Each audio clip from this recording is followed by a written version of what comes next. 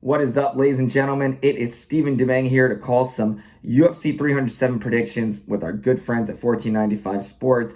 Yes, I'm wearing my favorite hoodie, Five Below, all day, every day. Pac-Man, hey, let's get right to it. We have opening up the main card, Kayla Harrison and Caitlin Vieira looking to secure their spot on the rankings.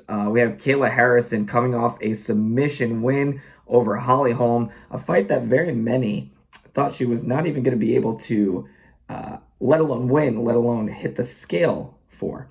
And she proved doubters wrong, and she is looking to get in there with Caitlin Vieira, and Vieira coming off a win and a loss in her last two. Raquel Pennington, who will also be in action later that evening. She lost a split decision too, but she bounced back with a unanimous decision win in her most recent fight.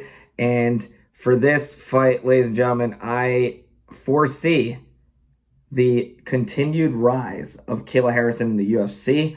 17-1. I think we're going to see that go to 18-1. I don't know if we're going to see a finish here. Vieira has never been submitted. She has only one finish loss, and Kayla has never been finished either, suffering only just one decision loss a few fights ago in the PFL. And that said, I think we're going to see a 3-round unanimous decision win for Kayla Harrison, who I think will become champion in due time in the UFC. Moving on, we have one of the most exciting fighters in the UFC, Kevin Holland, back at the middleweight division. He was in the welterweight division not too long ago, but he is at middleweight again, and he's looking to tangle with Roman Dolidze, a very, very tough fighter. And although on a bit of a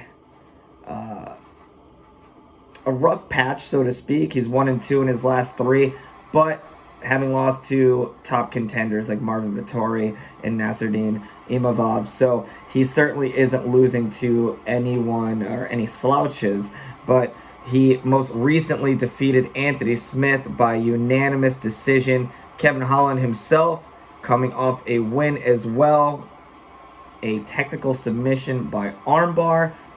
With this fight, I do feel we're going to see it go to the cards, much like our opener of the main card. We have, Holland is very unpredictable. He's very entertaining. He's always looking for a finish, whether it's submission or a knockout. And of course, the world of MMA, entirely possible. Anything can happen. But what I feel is going to happen, I think we're going to see Roman fight very wisely. I think he's going to take Kevin to the ground, look to get a ground and pound stoppage or a submission. I don't think it's going to happen. Holland's a very durable fighter. He's, in almost 40 fights. Or over 40 fights, actually. In his professional career, he's only been stopped 4 times. So the stats here, ladies and gentlemen, they certainly speak when it comes to predictions from me. And I always use SureDog, good old SureDog.com, one of my favorite websites for MMA.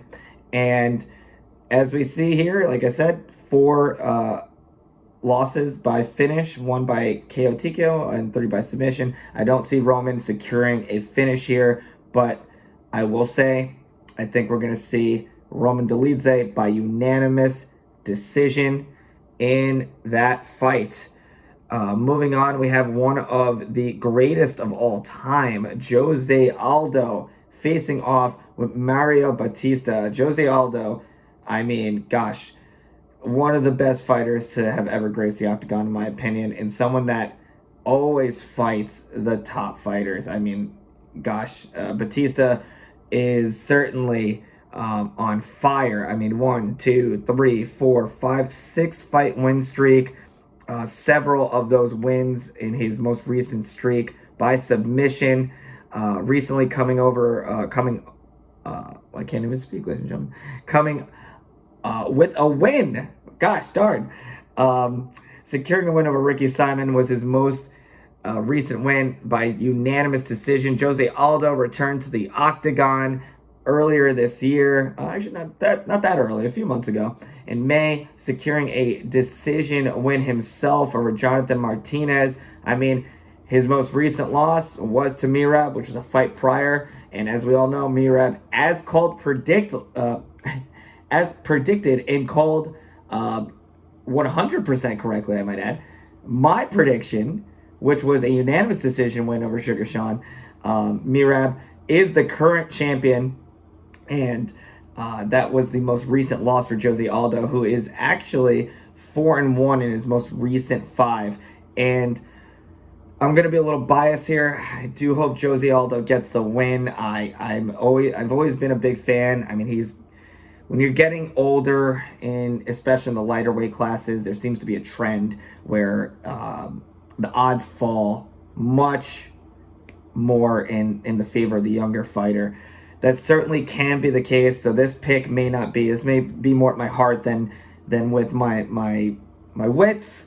But do I do it? Do I do it, ladies and gentlemen? I mean, Bautista is a very, very tough guy.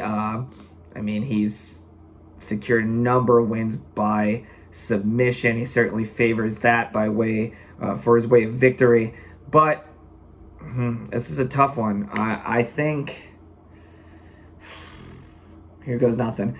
I think we're gonna see Jose Aldo by unanimous decision, continuing to defy odds. I mean, Jose was in there with a younger fighter in Jonathan Martinez, his last fight, and he was still able to secure a unanimous decision win. And I think it's a tough one. I mean, Bautista could certainly get the submission win. It's very possible. But I'm going to go with Jose Aldo by unanimous decision in that fight. Moving on to our co-main event, we have Juliana Pena against Raquel Pennington.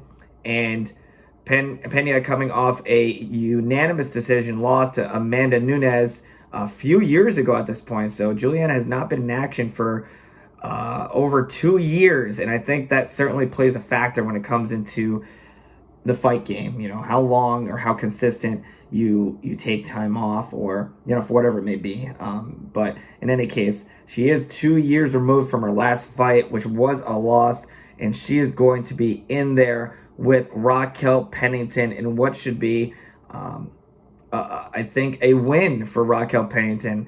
I think we're going to see Rocky get a unanimous decision win. I mean, she's been on fire with 6 fights won in a row. I see it going to 7, and I think we will see her get the decision win. She has 16 wins, 11 of those being decisions. And again, I follow this stuff with trends, and I think we're going to see Raquel secure another decision win. Both fighters similar in age, but I think the lack of activity for Juliana, also coming off the loss. I think Pennington being the more consistent fighter, winning 6 in a row, in addition to just looking very dominant these days. I think she's going to get another decision. So I'm going with Raquel Pennington by unanimous decision. And in our main event, we have the light heavyweight king, Alex Pereira, 11-2 against Khalil Rountree. And this one is not going to need the judges. This is going to end quite quickly. Both of these men, no stranger to wanting to keep it on the feet and wanting to knock someone's head off. I mean, Khalil, 9 wins by knockout. He's never secured a submission in his professional career. Alex Pereira, he too, not a single submission win, 9 knockouts as well.